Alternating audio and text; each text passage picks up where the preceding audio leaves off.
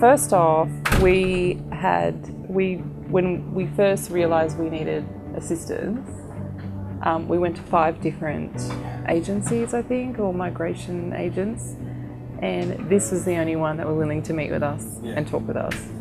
So that was a big deal. Others just looked at the case and went, no, this is really tricky. No, we're not dealing with this. So we didn't have a plan B. This was the plan.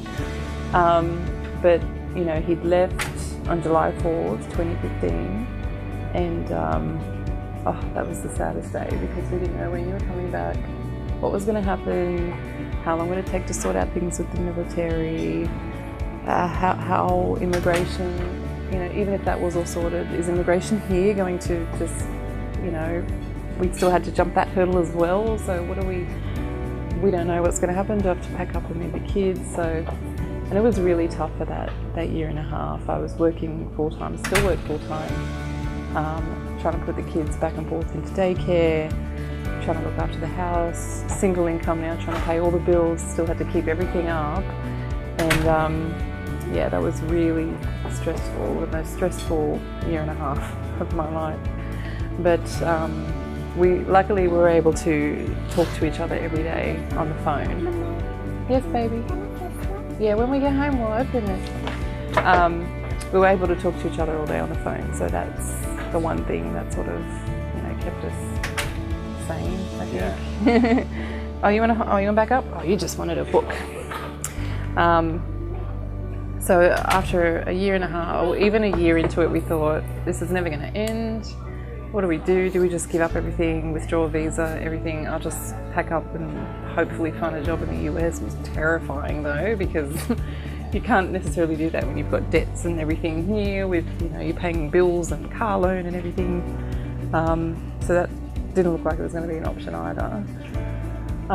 But then, yeah, just out of the blue, we had his AAT and the decision was overturned, or was not overturned, but referred back to the department, and that was, okay, this could be positive, this could be good, like, okay, how long do we have to wait now? And then it's a bit of an unknown, how long we have to wait, okay, well, it's just,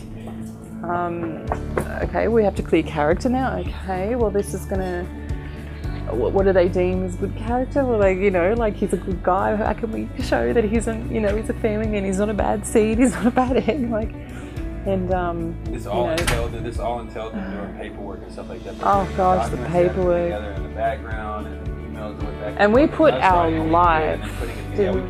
Our life was on paper. Like, he had trial transcripts of stuff he had to do with in the US, and we had statements and our whole life was on paper. To give you a concept, one of the documents we sent them was 3,000 pages. Australian Immigration Downunder, right? And she went through 3,000 pages to whittle out what would be good for stuff and everything like that. So there's so much background stuff going on. Yeah, but we got the word that character was cleared finally after a few months. And we thought, okay, now what happens? Are we going to have another letter that says, oh, well, now you need this, or you need to do this again? Oh, God.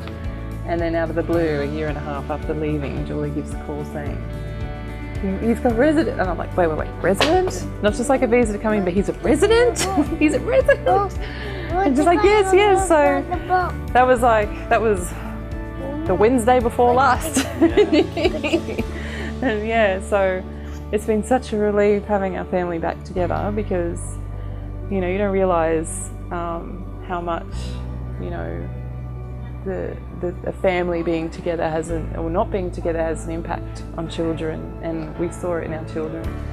And literally, without Migration Downunder, our family would not be back together. Like, that is literally, our family would not be back together, because they were the only ones who said, okay, we'll take this on. Like, it's going to be hard, but we'll take it on. We didn't want to use the work thing as like the first thing. It's like, oh man, that's not, you don't want to like push in on it. So it's like, oh, we'll give some people a call. And I got calls back, and I explained the situation, and they're like, no. I just feel bad. I can't. Julia was like, oh yeah, we'll give it a go. I can't thank Migration Downunder enough, and I bring donuts. Like, I feel like I need to bring more than donuts. We got our family back together, which was looked like impossible a year and a half ago. It wasn't gonna happen. Miracles. But now when someone asks us, oh, if you've got pending stuff in another country and you're trying to get a permanent resident, how long does it actually take you? So, well, what you'll need is you need to call Migration Downunder. You need so good. So, I mean, plans for the future.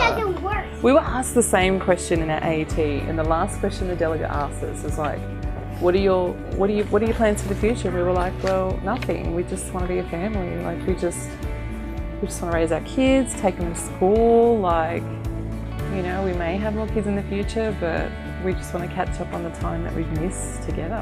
We don't have any plans except to just have fun. So.